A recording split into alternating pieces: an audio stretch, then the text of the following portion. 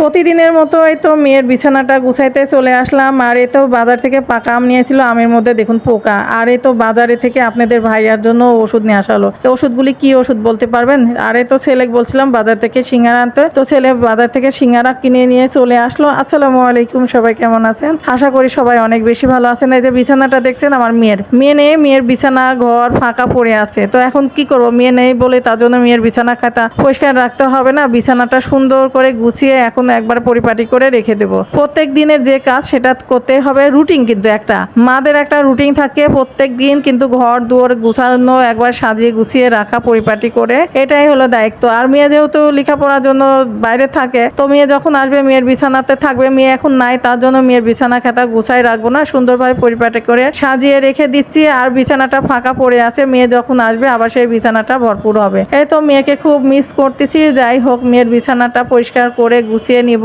আর সারাদিনের সংসারের যাবতীয় যত কাজ আছে সবগুলি করতে হবে, তার জন্য খুঁটিনাটি যত কাজ আছে চলুন সেটা আপনাদের সঙ্গে শেয়ার করি। সারাদিনের কি কি করতেছি না করতেছি সেটা আপনাদের সঙ্গে শেয়ার করব। আর এই তো আপনাদের ভাইয়ার বাজার থেকে এই যে ওষুধ নিয়ে আসলো ছেলে যায়, ওর আব্বুর ওষুধ, অনেকগুলি ওষুধ লাগে। এই যে ওষুধগুলি দেখে চিনতে পারছেন এগুলি ওষুধ কিসের ওষুধ বলতে পারবেন? যদি বলতে পারেন অবশ্যই জানাবেন। ক্যামেরাতে বুঝতে পারছেন কিনা জানি না। আপনাদের ভাইয়ার প্রত্যেকটা দিন কিন্তু 5 থেকে 6টা ওষুধ খেতে হয় 3 বেলায়। তো যাই হোক, সেই ওষুধগুলি রেখে দিলাম। ছেলেকে বলছিলাম বাজার থেকে বাবা আমার জন্য সিঙ্গারা নিয়ে আসিও, তো ছেলে তো সিঙ্গারা নিয়ে চলে আসছে। সিঙ্গারা যেহেতু খেতে মন চাইছিল, ছেলে সিঙ্গারা নিয়ে চলে আসছে। তো এখন সিঙ্গারাটা খাচ্ছে, খুবই মজা লাগতেছিল। তো যেহেতু ছেলেকে আনতে বলছিলাম আরো কিছু, তো ছেলের এটা প্রয়োজনীয় জিনিস। আর এখানে কিন্তু আনতে বলছিলাম আরো ডিম আনতে বলছিলাম, সে ডিম কিনে নিয়ে আসছে। আরো মানে নিত্যদিনের প্রতিদিনের অনেক কিছুই দরকার হয়। তো চানাচুর ছিল না, মুড়ি ছিল না, তো আমি বলছিলাম অল্প অল্প করে নিয়ে আসো, যেহেতু আমরা চানাচুর মুড়ি এরকম এখন আর খাওয়া দাওয়া হয় না। তো তার জন্য চানাচুর মুড়ি, ডিম আর এই যে সিঙ্গারা কিনে নিয়ে আসছে আপনাদের ভাইয়ার ওষুধ। যাই হোক, ছেলে এগুলি বাজার যেয়ে সবগুলি কিনে নিয়ে আসলো। দেখুন ছেলেরা বড় হয়ে গেলে মার জন্য অনেক উপকার হয়, মার আর বাইরে যেয়ে বাজার সদাই করতে যেতে হয় না। তো ছেলে বড় হয়ে আমার আর অত বাইরে যেতে হয় না, ছেলেই বেশিরভাগ জিনিসগুলি সবকিছু নিয়ে চলে আসে, আমাকে অত কষ্ট করতে হয় না। যাই হোক, এই তো সিঙ্গারা খাওয়া হয়ে গেছে, এখন পানি খাই। আর সারাদিন কি কি করছি না করছি চলুন সেটা দেখতে থাকুন। আর কেমন লাগছে অবশ্যই কমেন্টে জানাবেন। যারা আমার ইউটিউব চ্যানেলটি সাবস্ক্রাইব করেনি অবশ্যই সাবস্ক্রাইব করবেন, ফেসবুক পেজটি অবশ্যই ফলো করে দিবেন। তো এখন আছে ছেলের সঙ্গে করে আম খাবো। একটু আপনাদের ভাইয়া আম আনে রাখছে, তো অনেকগুলি আম রাখছে, আরো হাড়ি ভাঙা আম যেটাকে বলে, সে হাড়ি ভাঙা আম এটা যেমন এটা পাইতে গিয়েছে, তো নিয়ে আসলাম হাড়ি ভাঙা আম এটা। আর দেখুন এইগুলি আম ব্যবসায়ীরা দেখছেন কত মানে গাছে এটা পুরো না হইতে এগুলি নামায়, তো নামানোর পরে এগুলি বিক্রি করে ফরমালিন ছাড়া, তার কোন কথাই নেই। এই আমগুলি গায়ের চামড়া দেখেন পচকা গেছে। যদি এই আমগুলি যদি পুরো ঢর করে যদি এই আমের নামাই বাজারে বিক্রি করতো, তাহলে এরকম পোকা লাগতো না, একবারে গায়ের চামড়া এরকম টানটা না থাকতো। তো দেখুন এই যে গায়ের চামড়া গুলি কিন্তু পচকা লাগেছে, কিন্তু আম পুরো হয়নি, না হইতেই নামাচ্ছে কেবলই আমের পুরো প্রভাব শুরু হয় শেষ নয়। তো যাই হোক, এখন যাদের ব্যবসা যেমন তারা সেভাবে করে খাবে। তো আমি এই যে আম কাটি, আল্লাহ গো আল্লাহ, আম নষ্ট হয়ে যায়, পুরাটাই নষ্ট। এই যে দেখেন আম যদি হলো, যদি পুরো পুরো অবস্থায় না নামাতো, পুরো ঢোয়ার পরে, তাহলে আমগুলি নষ্ট হতো না। আমি এই যে হাড়ি ভাঙা আম কাটতেছি, দেখেন গাও উপরে মানে টিপ দিলে টিপ বসতেছে। আর এই যে আম দেখেন ভিতরে কাঁচা, এখনো কিন্তু এই হলুদ ভাবটাই আছে, এখনো কাঁচাই আছে, সবুজ সবুজ ভাবটা আছে, পাকি নাই। তো যাই হোক, আমি শুলি এই হলো আমাদের দেশের অবস্থা। এই যে দেখতে পাচ্ছেন বন্ধুরা আমের কি অবস্থা দেখেন, আম পোকা।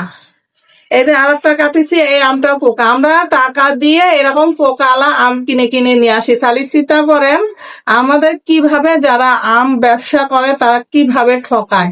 এরকম অপুরো আমগুলি বাজারে বিক্রি করে আমরা কিনে নিয়ে আসি, কত টাকার যে জিনিস কিনে নিয়ে আসার পরে আমাদেরকে ফেলে দিতে হয়, বুঝছেন? তো যাই হোক, কি আর করবো, এখন ভাগ্যে নাই আমাদের ভালো আম খাওয়ার। আর বন্ধুরা সবাই বেশি করে দোয়া করেন যেন আমি তাড়াতাড়ি আমার বাড়িতে যাই, আমি যেন ফল ফুলের গাছ লাগাই, নিজেরা যিনি হচ্ছে আম লাগাই, আমের গাছ থেকে আম পাড়ি খাইতে পারে, বুঝছেন? কেবল তো বাড়িটা কোন রকম ছাদ দিতে পারছি।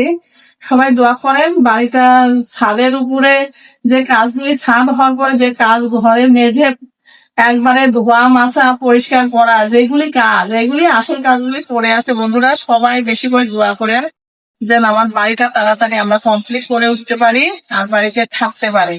এই দোয়াই করবেন। হ্যাঁ, জানি না ভাগ্যে কি আছে না আছে আমরা বলতে পারি না, কারণ ভাগ্যে কি বিচার আছে সেটা তো আমরা কেউ বলতে পারবো না। তো 2টা আম কাটি ফেলানোর পরে এই যে একটা ভালো আম পাইছি। তো এখন আরো আমগুলি কাটি, আমগুলির গন্ধ কিন্তু একবারে টক টক গন্ধ আসতেছে। এই আমটাও ভালো আছে। আবার তুমি আম খাও। আমি আম কাটতেছি, ছেলে তো ক্যামেরার সামনে আসবে না, তো আম কাটা হোক, তারপরে ছেলেকে খাইতে দেবো। তো যাই হোক, এই তো আমগুলি কেটে নিয়ে আর কেটে নিয়ে আর করে খাবো দাবো। তো এখন তোর মতো ক্যামেরাটা বন্ধ রাখছি, আরো সারাদিন আরো খুঁটিনুটি অনেক কাজ আছে। আজকে সারাদিনের ব্লগটা দেখতে থাকুন, আর কেমন লাগছে অবশ্যই কমেন্টে জানাবেন।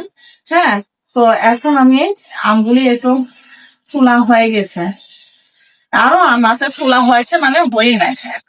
আমার এখন যাবো আমি, কাপড় ধুতে আছে, অনেকগুলি কাপড় আছে, বিছানার চাদর উঠিয়ে রাখছি, সেটা ধুবো।